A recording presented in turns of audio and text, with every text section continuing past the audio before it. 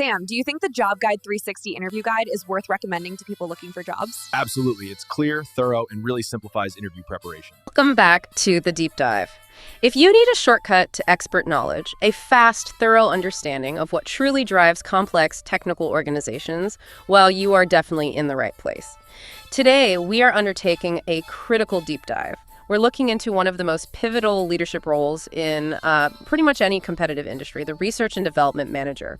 Now, this role, it isn't just about managing scientists and lab coats, right? It's really the strategic heart of a company. It's directly responsible for innovation, future products, and, maintaining that all-important competitive edge. So our mission today is simple. Take a whole stack of interview guides, assessment docs, all that stuff, and boil it down. We want the 6 essential competencies you absolutely need for success in this role. Think of it as the blueprint for leadership that successfully blends hardcore scientific execution with high-level corporate strategy. Yeah, and what's really essential here, I think, is understanding the core tension. R&D leadership, it's inherently high risk, high reward. I mean, failure is often just the price you pay for discovery, right? So when you're assessing candidates, the focus has got to be dual. You need rigorous evaluation of their technical chops. Can they actually lead the science effectively? But also their strategic vision. Can they connect that sort of speculative research with practical market-driven business goals?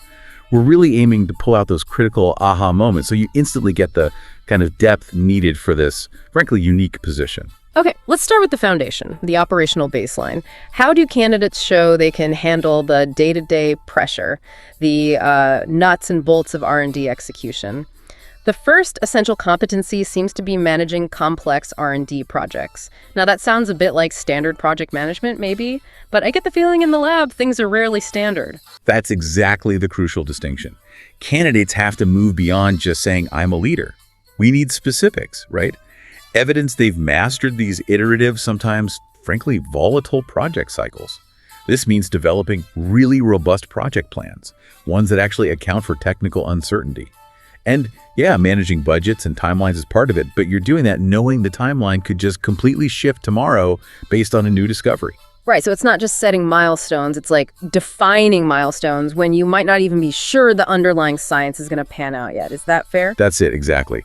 And probably the most vital skill here, and this often separates R&D from, say, straightforward engineering management, is leading those cross-functional teams.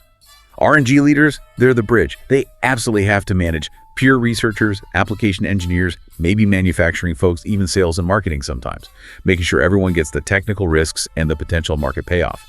You need to see a proven track record, like real examples of bringing that diverse group together to actually launch something new. That makes total sense. You're basically translating deep lab work into something that can actually be produced and sold. Okay, so if execution's the foundation, strategy must dictate what gets built in the first place. All right, so money.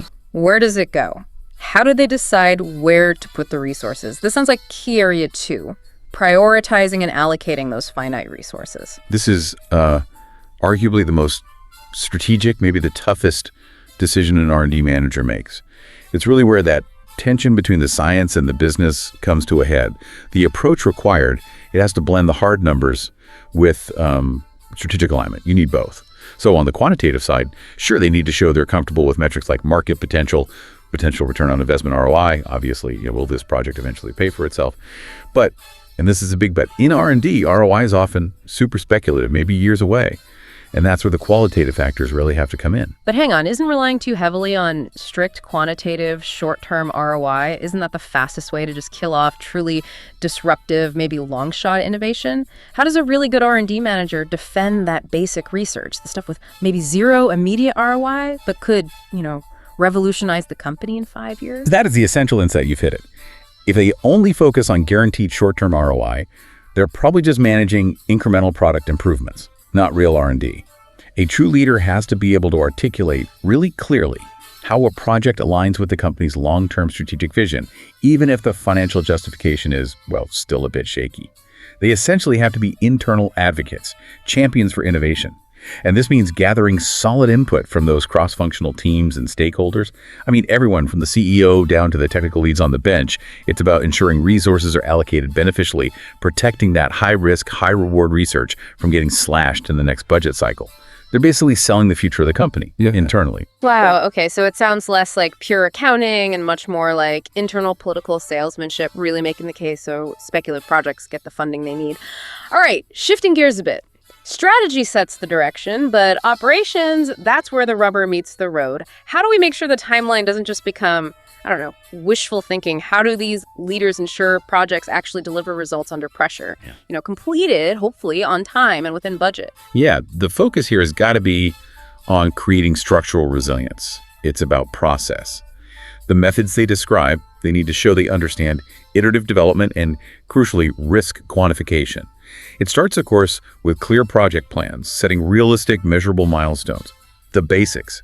However, planning is pretty futile if you're not actually monitoring progress, right? They need robust processes for regular, rigorous tracking against those milestones.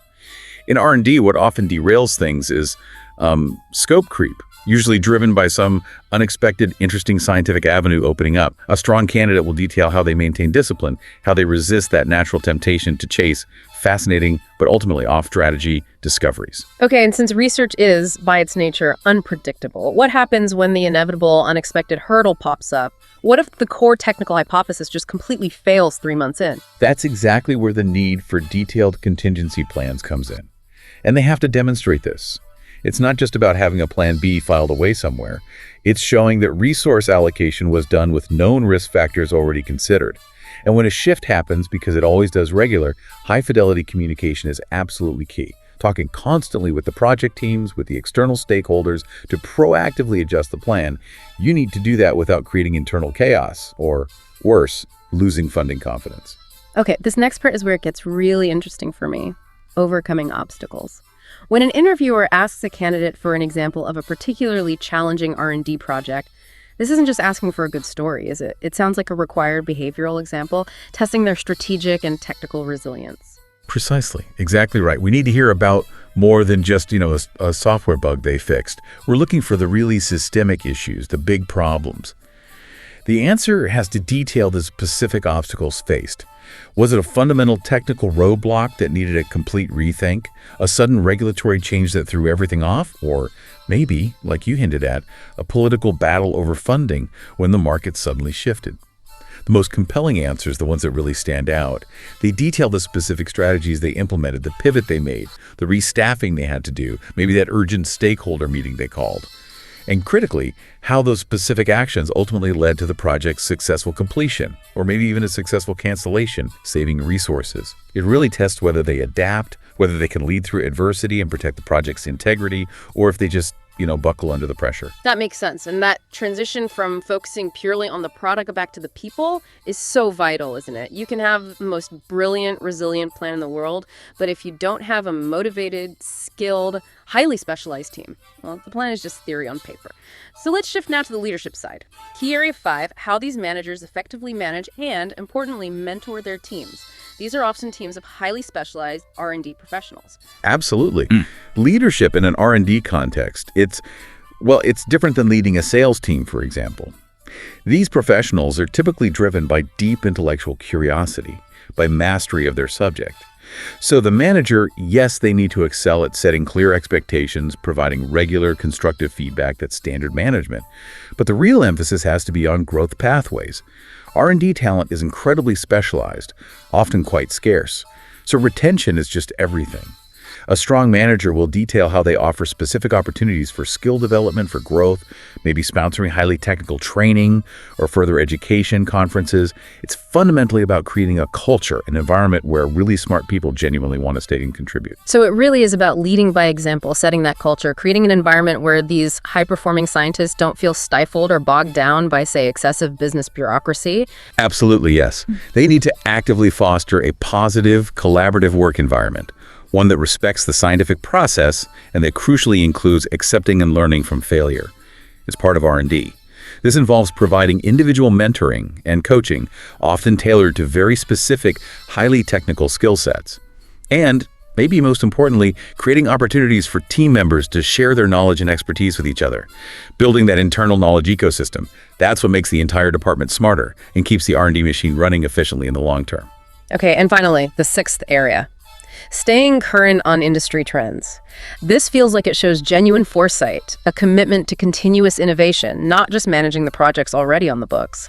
How do successful candidates show they're actively committed to the future of their field? Yeah, this can't be just a passive thing like glancing at headlines. They must show that they are actively, systematically gathering intelligence on what's coming next, what's over the horizon. This includes the standard methods, sure, attending specialized conferences, networking events, but they also need to detail how they systematically read and critically process industry publications, academic journals, patents, and how they stay in constant communication with thought leaders, with experts in the field, maybe even competitors sometimes. It sounds less like just reading trade magazines and more like running a dedicated intelligence operation focused purely on technical disruption. That's actually a perfect way to put it. It needs to be an explicit commitment to continuous learning and knowledge application. So that means taking relevant courses, workshops, staying absolutely up to date on the latest R&D methodologies, things like agile research techniques, new modeling technologies, AI applications in R&D, and crucially, understanding how those can be implemented practically to give their company a competitive advantage. It's not just about their own personal career development. It's really a deep commitment to the strategic survival and growth of the organization. So just to summarize what we've kind of synthesized here, the R&D manager role, it demands real technical depth. Understanding the methodologies, being able to control a budget, setting clear project plans even when there's high uncertainty. But just as importantly, maybe even more so, it requires high-level empathetic leadership. We're talking about mentorship, strategic resource allocation that, crucially, protects those long-shot bets, and fostering that cross-organizational collaboration needed to turn promising lab work into actual marketable reality. It's a complex blend. Okay, so what does all this mean for you, the listener?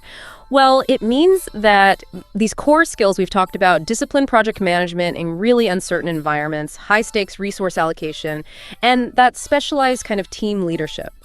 These are foundational across a huge range of technical leadership roles, not just pure R&D. This level of management, this blend of skills, it's required pretty much any time technical uncertainty meets budget constraints and market demands. So these principles, they aren't just limited to, say, pharmaceutical or pure science R&D. Our sources actually highlight the broad application across roles like civil engineering manager, engineering program manager, architectural project manager, engineering research manager, even electrical engineering director. If you can master the synthesis of strategy and execution we've discussed today, you're essentially preparing yourself for a huge swath of really valuable technical leadership opportunities out there. And this brings us right back to that central, really difficult tension of the R&D leadership role, the one we started with.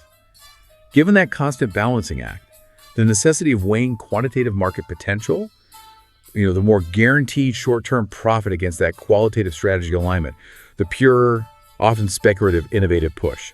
How much weight should an R&D leader ultimately place on pure, potentially transformative innovation versus the safer promise of guaranteed short-term ROI when they have to make that final resource decision?